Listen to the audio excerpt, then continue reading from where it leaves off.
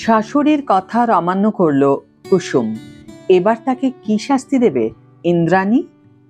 Hi everyone, welcome back to my channel Anjana entertainer. বন্ধুরা, তোমাদের সকলকে আমার এই ছোট্ট ইউটিউব চ্যানেলে স্বাগত জানাই। আগামী 17ই আগস্ট শ্রাবণ মাসের শেষ সোমবার পালন হবে ধুমধাম করে। এই বিশেষ দিনে স্বামীর কল্যাণ কামনায় মহাদেবের পুজোয় নিজেকে নিয়োজিত করবেন স্ত্রীরা।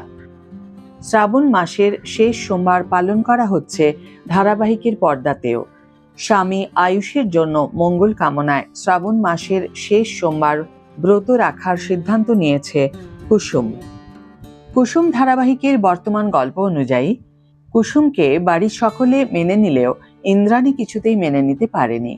ইন্দ্রাণী কুসুমকে 15 দিন সময় দিয়েছে আয়ুষের জীবন থেকে চলে যেতে।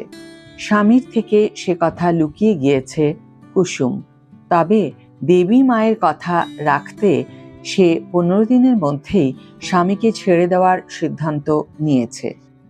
কিন্তু এসবের মধ্যেই শ্রাবণ মাসের শেষ সোমবার করার সিদ্ধান্ত নেয় কুসুম।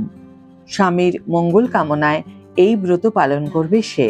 কিন্তু ইন্দ্রাণী কুসুমকে সাবধান করে দেয় যাতে সে কিছুতেই মন্দিরে না যায়।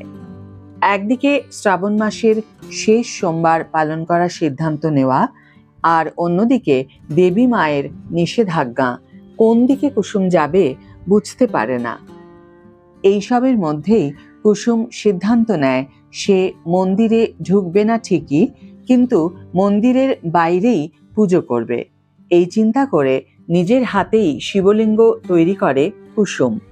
মন্দিরের বাইরে ফুল বেলপাতা নিয়ে পুজোয় ব্রতী হয় সে। কিন্তু কুসুমকে এইভাবে পুজো করতে দেখে নেয় ইন্দ্রাণী। ইন্দ্রাণীর আগমনে কুসুম ভীষণভাবে চমকে যায়। কিন্তু সে তো দেবী মায়ের আদেশ পালন করেছে, মন্দিরে সে তো ঢোকেনি। কিন্তু তাও ইন্দ্রাণী কেন রেগে গেল? ইন্দ্রাণীর এই রাগ কিভাবে সামলাবে কুসুম? ইন্দ্রাণী আর কুসুমের মধ্যে কি দূরত্ব আরো কিছুটা বেড়ে গেল? শ্রাবণ মাসের ধুন্ধুমার এই 2 দিন দেখার জন্য চোখ রাখতে হবে আগামী 17 এবং 18ই আগস্ট। কুসুম ধারাবাহিক সম্প্রচারিত হয় সন্ধে 6টায়। আজকের ভিডিও এখানে শেষ করছি বন্ধুরা।